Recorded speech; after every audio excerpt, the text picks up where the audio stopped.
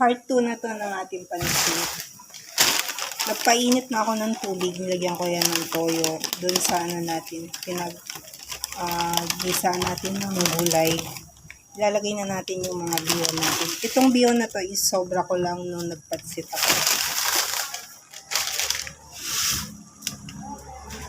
And then lalagyan natin siya ng noodles. Binili ko kanina.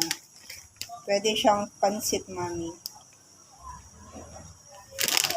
Pwede siyang pansit tiki.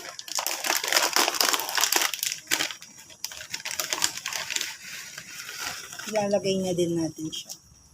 Tapos, pag malambot na to is ipapatong lang natin yung gulay natin. Yung iluto natin kanina.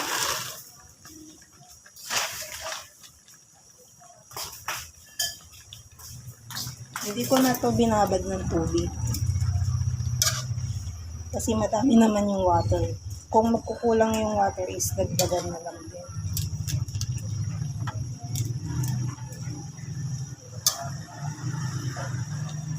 Hindi pa ako nakapagluto ng ulam namin kasi inuna ko na itong pansit para makapag-almusal kami ng pansit ni asawa.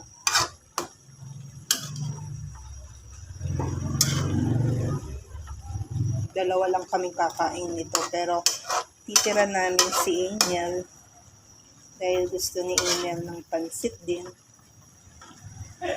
Ayan o. Diba? Malambot na siya. Madali lang naman lumambot ito.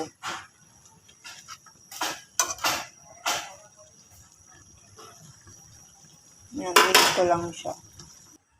Nandito na yung ito yung lutong sahog ng pansit natin. Ilagay ko muna sa isang bowl. Ilagay na natin yung ating nor shrimp at saka isang din oyster.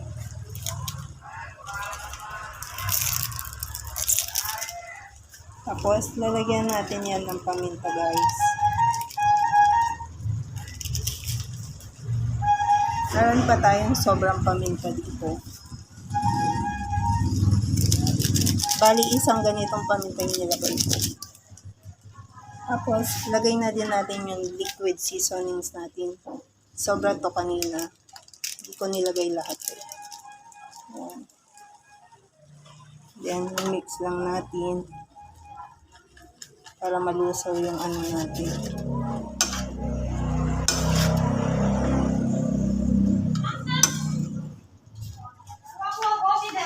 Sige. Ayan na guys. Pwede na natin ilagay yung ating gulay.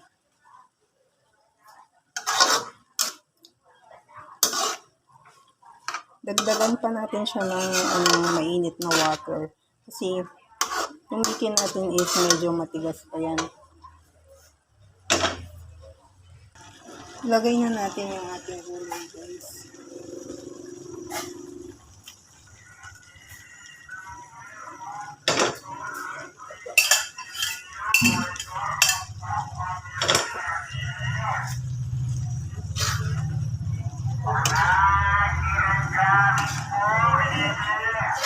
Diba? Ang dami ng pansit natin.